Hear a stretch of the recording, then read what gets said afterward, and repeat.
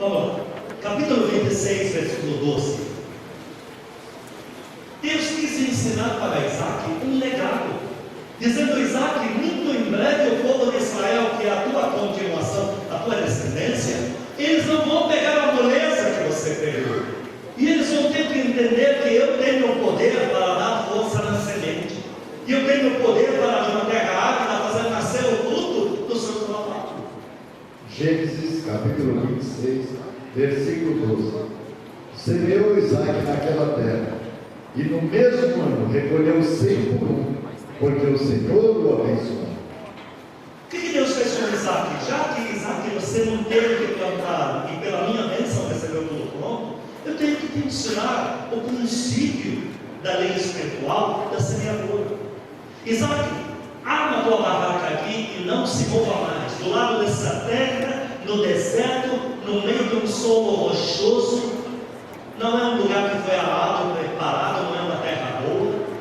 E Deus falou: jogue semente aqui, trabalhe a terra em cima, manda água nela, fortifica a semente com água, fica aí, até que você veja o poder todo do fogo. E disse que no mesmo ano, um solo rochoso, uma terra árida, nasceu, como você viu, se tornou no mesmo ano. O que Deus estava usando para Isaac, ensinando para Isaac? Passe o legado, Isaac, para a tua geração. Passe o legado, que eu sou um Deus que em pleno mundo está em crise moral, crise familiar, crise financeira, crise de saúde, crise de tudo. Se eles lançarem a semente debaixo do meu poder, eu faço a planta deles dar sempre todo mundo. Vieram dias que o povo de Israel precisou contar com a sua terra para viver sobre ele, e teve que lembrar desse legado. O próprio Deus não se esquivou da semente. Deus, para colher para si toda a humanidade, Ele não jogou nas leis e nas regras, Ele plantou para colher. Quando Jesus falava para os discípulos dele: vejam bem, eu vou passar daqui a pouco por um cenário chocante, é o cenário do plantio. Porque eles perguntaram para ele estava dizendo para eles: vocês vêm me perguntando sobre qual reforma política eu vou gerar na nação de Israel. Eu não vim fazer uma reforma política, eu vim para ser uma semeadura, eu vim morrer para se tornar a minha vida uma colheita para Deus. Por isso eu vou morrer, mas eu tenho que morrer para mim mesmo. Eu sou a semente de Deus plantada na terra. Deus, meu Pai, está criando vidas, então tem que plantar vida. E aí ele chega para eles em João capítulo 12, versículo 24, dizendo para eles: eu sou uma semente, eu não vou morrer triunfante nos palácios dos reis. O meu enterro não vai ser feito ou homenageado pelas autoridades máximas da religião. Ao contrário, eu vou passar por uma moeda de um plantio, como se moe uma semente, para que dê meu fruto. João capítulo 12, versículo 24. Em verdade vos digo, se o grão de trigo caindo na terra não morrer, fica ele só, mas se morrer, produz muito fruto. Dá glória a Deus, Deus. Então o Senhor Jesus diz: vejam, Deus não trabalha com coisas grandes, Deus sempre atua para aquilo que é pequeno na sua mão, para ser o começo mesmo, pelos humildes começos. E Jesus diz para eles: o meu Pai está querendo salvar a humanidade inteira, mas eu não preciso pregar agora a humanidade inteira, eu preciso ser uma semente. Qual é o tamanho da semente de um trigo? Qual é o tamanho de um trigo? Jesus diz: eu sou desse tamanho, ninguém vê, mas não se menospreza, porque é plantio para a colheita. E quando Jesus morreu, ele falou: eu subindo vou atrair todos a mim. Deus nem para ele mesmo pegou de mão beijada, mas por isso que eu digo: nós gostaríamos que não tivesse ali no plantio, mas se Deus nem ele mesmo se esquivou da sua própria regra, da sua lei, para Deus escolher eu e você hoje, plantou o próprio filho para ter novos filhos como nós. Por isso Deus nos ensina ali no plantar, no colher, no regar. Louvo a Deus pela vida dos pregadores que na época dos 80 teve um grande servo de Deus. Deus usou ele com muitos livros espalhados no mundo, nos ensinando sobre gerar o nosso milagre. Plantar para colher, esperar o fruto virar a luz. Agora conosco não foge da regra de Deus. Uma coisa que nós nunca mais vamos poder fazer, menosprezar a nossa semente do nosso coração. Porque, repito, toda a semente que Deus está precisando para nos dar tudo que a gente quer ser, é a semente que temos hoje nas mãos para falar. É a nossa vida, é o nosso jeito de ser. É mais ou menos isso que acabamos de ver aí no desenho.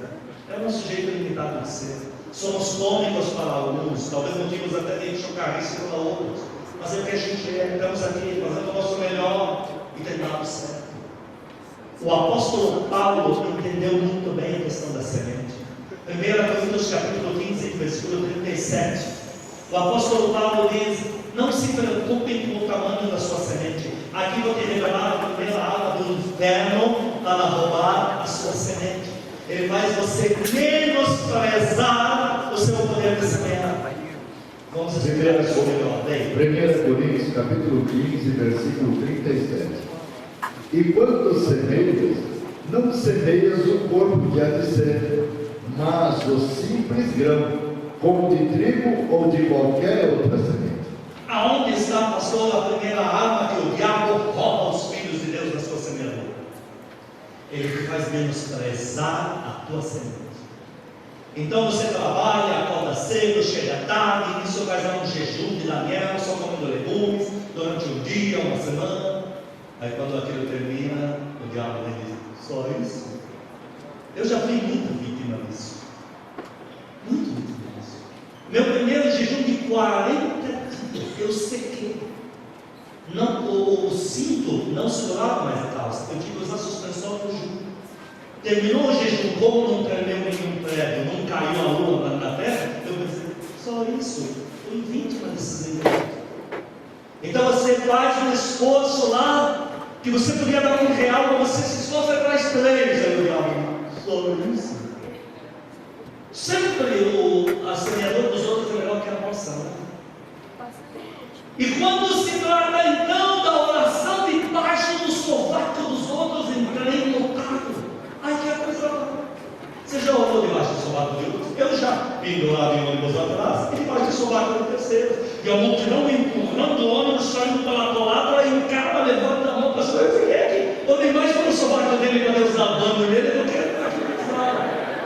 Então o diabo diz: você acha que Deus ouviu? Sabe aquela oração que você vai dar as pressas no banheiro, no banho?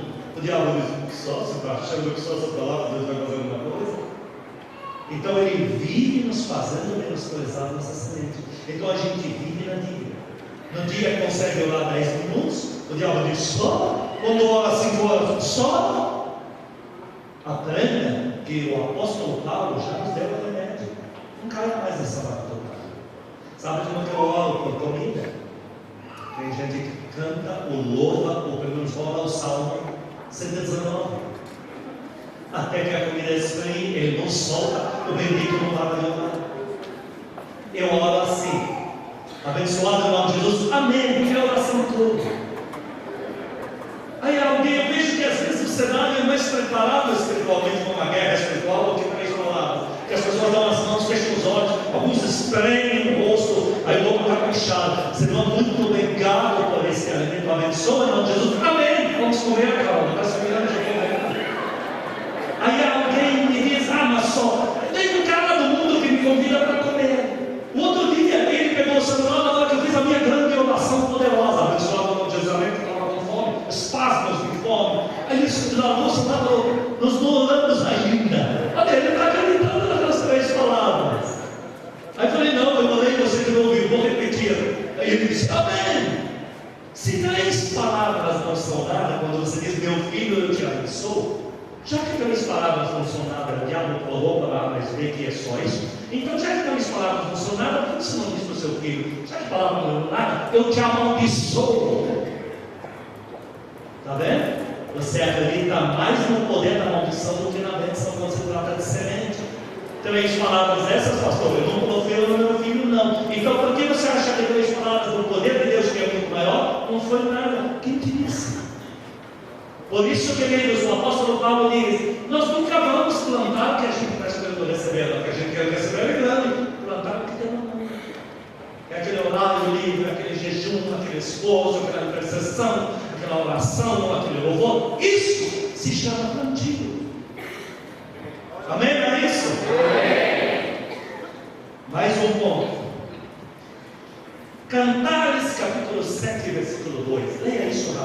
pessoas, a igreja, o ventre da igreja, ele é cheio de sementes de trigo. Vamos ver isso.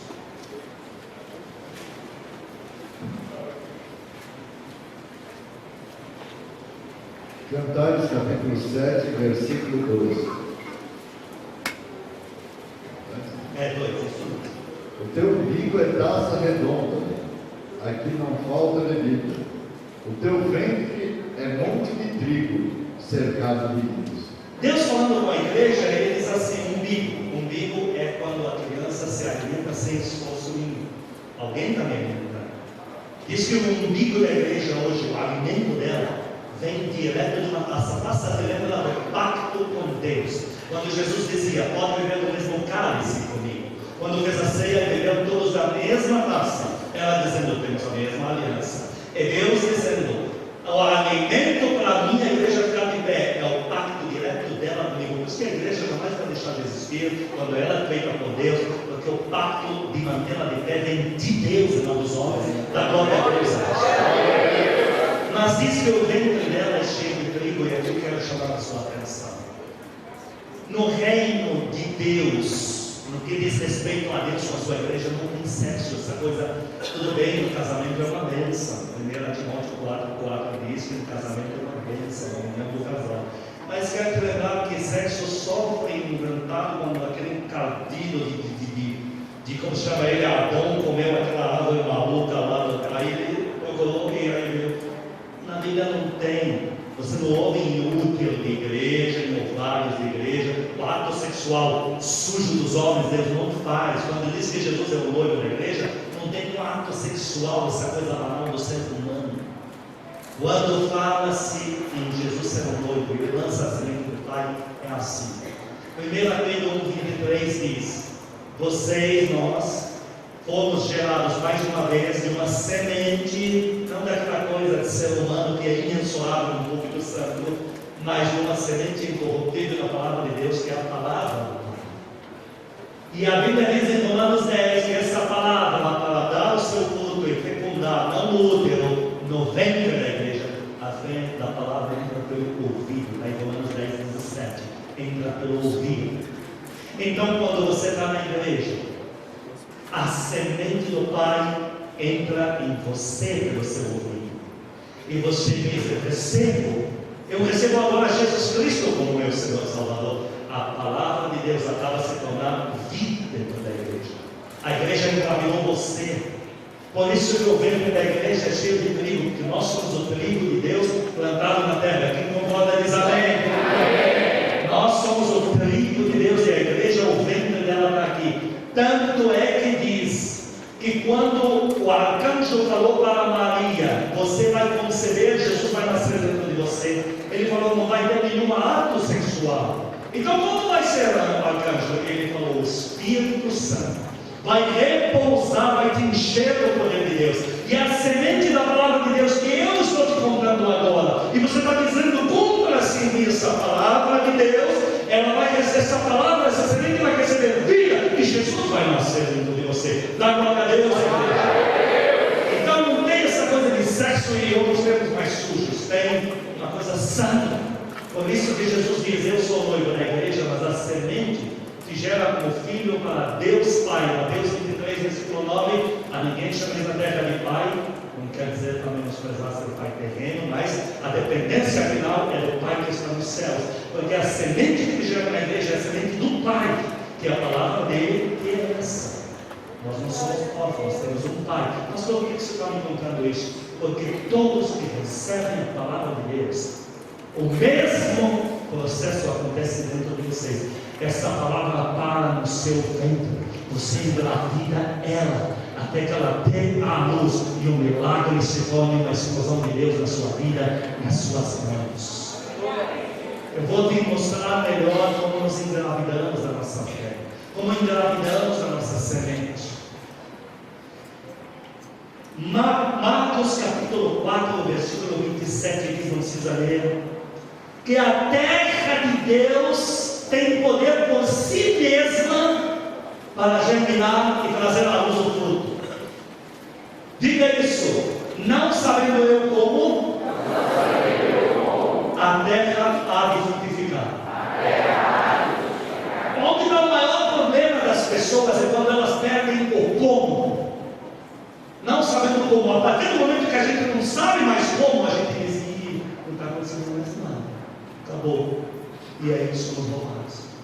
Mas Jesus já falou: "Não sabendo você como, a terra por si mesmo frutifica", em Marcos 4:27.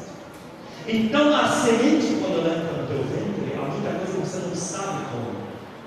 Mas você tem que entender que quem vai fazer a semente da tua fé vir à luz com muitos frutos é o poder de Deus, na engenharia de Deus. Um dos casos supremos que eu coloco aqui é o de Moisés, que foi o homem que mais viu milagres de Deus na Bíblia. Mas é interessante, esse mesmo homem, na sua crise, se deparou com não sei como, estou em dúvida, estou incrédulo. Quando ele diz: "Deus, eles querem carne, quase 4 milhões de almas." Deus diz: "Vou mandar carne por um mês inteiro." Ele diz: "Como é?" Em Números 12, que o Senhor vai fazer um negócio desse. Em Números 11, como? O nosso problema é quando não sabemos como. Como é que Deus vai curar meu pai? Como é que Deus vai me dar um marido, uma esposa? Como é que Deus vai me usar? Como é que Deus vai me dar um senhor? Agora, quando já perdi o como, não está pensando mais nada. Tome cuidado. O mais importante é que a semente já esteja no seu ventre, o resto do que Deus fará. Por isso hoje vai haver uma ressurreição nas sementes.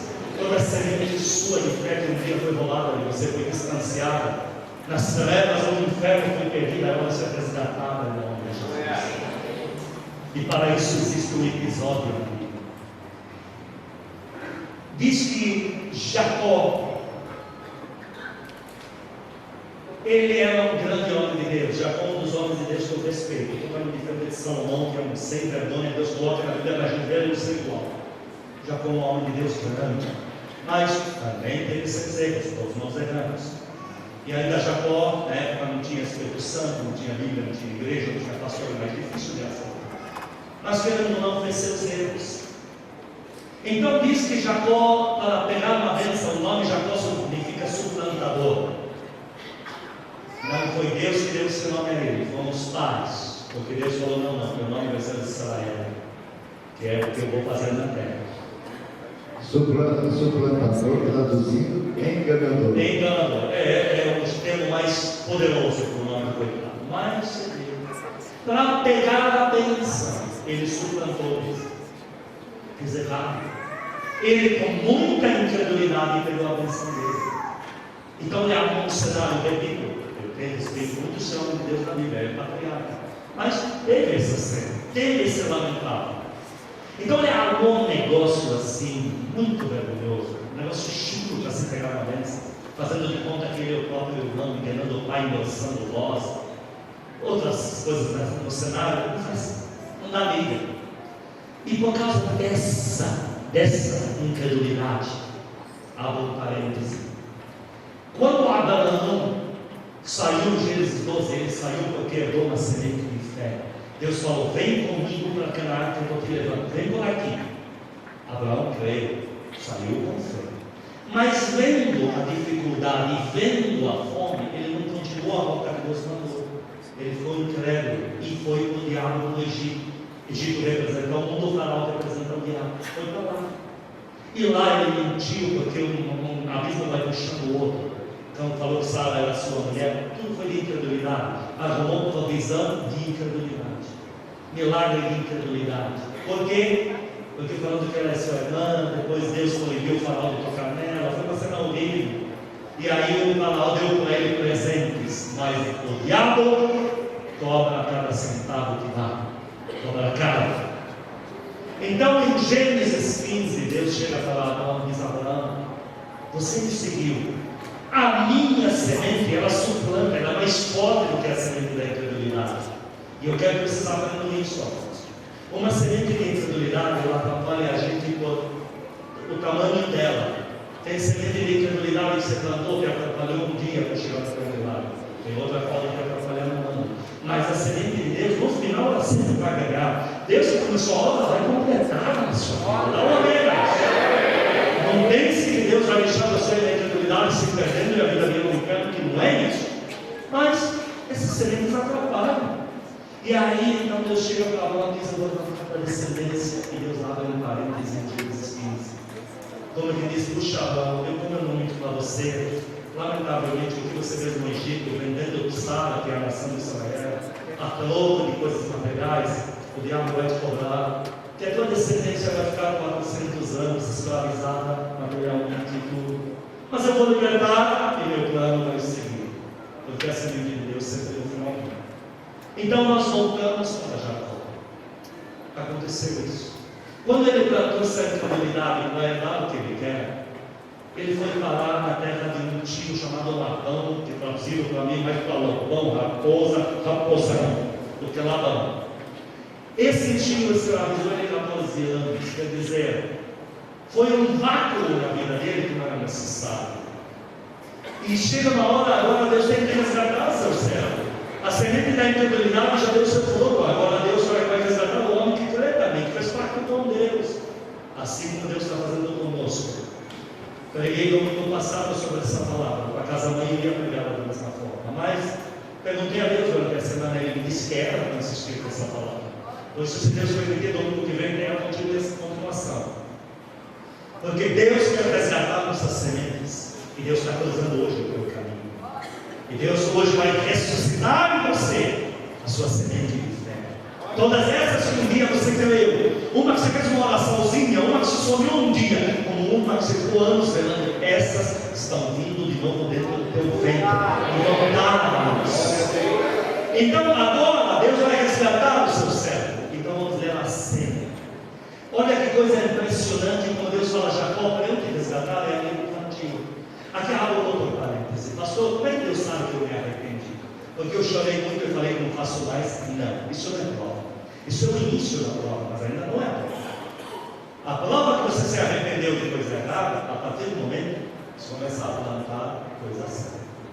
Então Deus já sabe o que você vai colher. Então ele se arrependeu. Se você plantar, só plantando ali, mas agora está plantando o amor, Deus já sabe que você se arrependeu. Você plantou, então vai colher. Agora voltando em Jacó, Deus diz: Jacó, eu te resgatar, tem que ensinar o plantio, a colheita e o plantio. Então vamos para Gênesis 31, 10 a 13. O anjo de Deus personalizado, falando como se fosse Deus falando na primeira pessoa. Vem para Jacó em sonho. Sonho é uma visão, mas é uma fé, é uma semente. É uma visão, mas ela ainda não está no mundo real, ela ainda vai materializar na terra. Então é uma semente. Quando o sonho é de Deus, então é uma semente de Deus dentro de você. Gênesis capítulo 31, versículo 10 ao 13. Pois chegado o tempo em que o rebanho concebia, levantei os olhos e vi em sonhos que os machos que cobriam as ovelhas eram listados, salpicados e malhados. E o anjo de Deus me disse em sonho: Jacó. Eu respondi: eis-me aqui. Ele continuou: levanta agora os olhos e vê que todos os machos que cobrem o rebanho são listados, salpicados e malhados, porque vejo tudo o que Labão te está fazendo. Eu sou o Deus de Betel, onde ungiste uma coluna, onde lhe fizeste um voto. Levanta-te agora, sai desta terra e volta para a terra da tua parentela. Coisa linda, Deus vem cobrar o pacto. Ele vem na direção de Jacó e diz: Jacó, eu estou vendo você há tempo aflito, sendo roubado, exaurido. Mas não se preocupe. Eu só estou aqui porque um dia você fez pacto comigo. E meu pacto com você é mais forte do que a incredulidade que você plantou e comeu. Então eu vou te resgatar. Mas é o seguinte, Jacó, para te resgatar, nós vamos trabalhar na lei do plantio e da colheita. Veja, então Jacó tinha na mão só ovelhas de uma só cor. Não tem como nascer ovelha listada disso. Não tem. Mas o anjo dá um segredo para Jacó e diz: Jacó, faz um acordo com teu patrão, esse patrão terrível. Faz um pacto com ele, diante de testemunhas que ele não pode revogar. Que qualquer ovelha que vier salpicada, essa é sua. Labão, o raposão, ouvindo a proposta, gostou. Todo o meu rebanho agora está separado. Ficou na mão de Jacó só os livros. Ele disse que se nasce uma por acaso listada é dele, que ele não quer uma proposta dela, dessa. Então ele atesta dentro de testemunhas irrevogável, não pode mais voltar. Ele está diante dos juízes da cidade a analisar. E aí Deus ensinou ele como fazer. E é aqui que nós vamos aprender, porque hoje nós vamos conceber novamente. Vamos dar à luz. Abro outro parêntese, Gálatas 4:19, quando Paulo diz: eu de novo tenho dores de parto da gravidez, até gerar no Espírito de vocês. Ou seja, tudo que eu quero ver em vocês, eu já estou vivendo aqui. Vamos para Gênesis 30, o capítulo anterior, 37 a 39. Gênesis capítulo 30, versículo 37 a 39. Tomou então Jacó varas verdes de aveleira e de prata, e lhes removeu a casca em riscas abertas, deixando aparecer a brancura das varas, as quais assim escorchadas pôs ele em frente do rebanho, nos canais de água e nos bebedouros, aonde os rebanhos vinham para dessedentar-se, e conceberam quando vinham a beber. E concebia o rebanho diante das varas, e as ovelhas davam crias listadas, salpicadas e malhadas. Versículo 43. Versículo 43. E o homem se tornou mais e mais rico, teve muitos rebanhos, e servas, e servos, e camelos, e jumentos. Repara que o milagre não foi passe de mágica nem instantâneo, foi leitativo. Aonde as ovelhas, indo diante das varas listadas, concebiam bebendo a água. Amados, olhem aqui para mim. A minha Bíblia diz que a Bíblia, a palavra é a água. Jesus nos lava com a sua palavra, que é a água. Está aqui. E nós viemos sedentos como essas ovelhas. E o que Deus quer que a gente gere à luz, nós bebendo dessa água, estamos recebendo a visão. As palavras que saem desse púlpito dizendo Deus vai fazer. Isso é uma visão que já está entrando nos seus olhos e vocês estão engravidando. A semente da palavra de Deus está engravidando em vocês. Ela está no seu ventre, ela já está crescendo, dando a luz.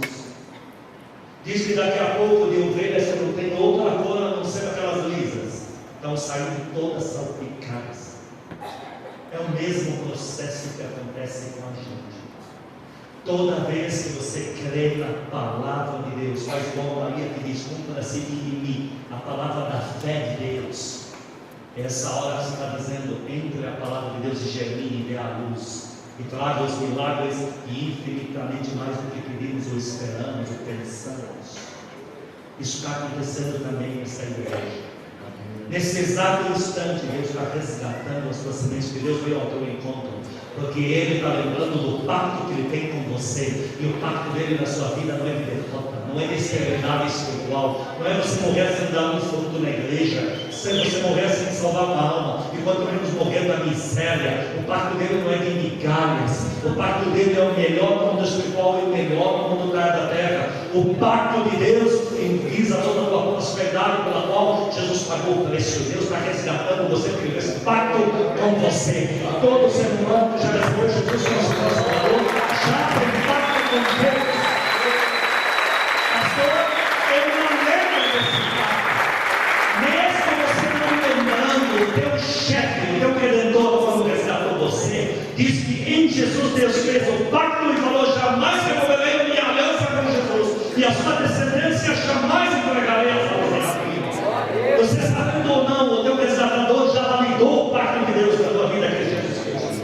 E o Pai que está no céu está vindo agora ao teu encontro. Eu continuo avisando nesse culto: coisas grandes estão vindo a este lugar. Quando Deus libera, amados, é um estouro para todo lado. Por isso, não olhe a semente agora, olhe para ver o que está vindo na sua vida, olhe para ver o que está vindo sobre a tua casa. A glória a Deus!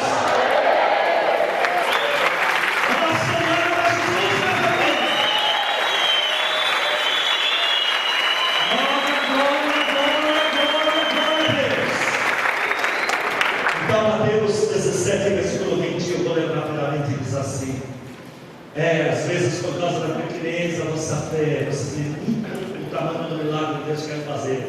Mas a fé, mesmo sendo pequenina, quando ela é colocada em Deus, uma semente pequena, versículo 20, replicou, 17 e 20, capítulo 7, versículo 20. E ele respondeu: por causa da pequenez da vossa fé, pois em verdade vos digo que se tiverdes fé, como um grão de mostarda, menor que existe, direis a este monte: passa daqui para colar, e ele passará. Nada vos será impossível. Deus não mente. Nunca mais, amados irmãos, Jesus desafia vocês, este culto de Deus aqui, nunca mais menosprezem a sua fé. Nunca mais menosprezem uma oração que vocês têm feito, para tudo anotado diante de Deus. Nunca mais matem, pisem uma semente que vocês mesmos plantaram. Nunca mais. Porque tudo isso está plantado, Deus está agora trazendo a luz. E agora, a vez do pacto, agora que a luz está velha. Põe a mão no teu coração. Repita comigo essa oração: Espírito Santo, eu creio no poder da tua palavra. Eu sei que o Senhor me ama. Por isso peço perdão mais uma vez, se tenho menosprezado a tua palavra, se pisei na semente da fé, se rejeitei a fé, se com alguma palavra, atitude, pensamento, sentimento, rejeitei a tua fé, eu peço perdão. Acabou o aborto da fé, a luz da tua palavra, volto a crer, resgato novamente todas as minhas sementes de fé, engravido nelas agora. O meu ventre se enche agora das sementes da minha fé. Faço das palavras de Jó as minhas, que ainda o Senhor se lembrará de mim e me levantará da terra. Eu e a minha família não terminaremos na miséria. Nosso fim não será trágico, mas eu e a minha família serviremos ao Senhor. Nosso fim será de muita honra e de muita prosperidade, pelo poder da palavra de Deus. Em nome de Jesus. Aplaude a Deus.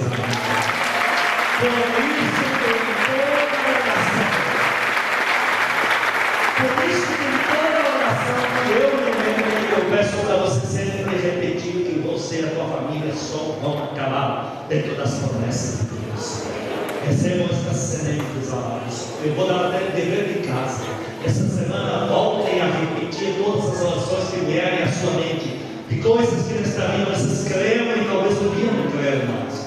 Voltem a soprar no ar, voltem a chorar novamente, porque o tempo de ver Deus com resgate é agora.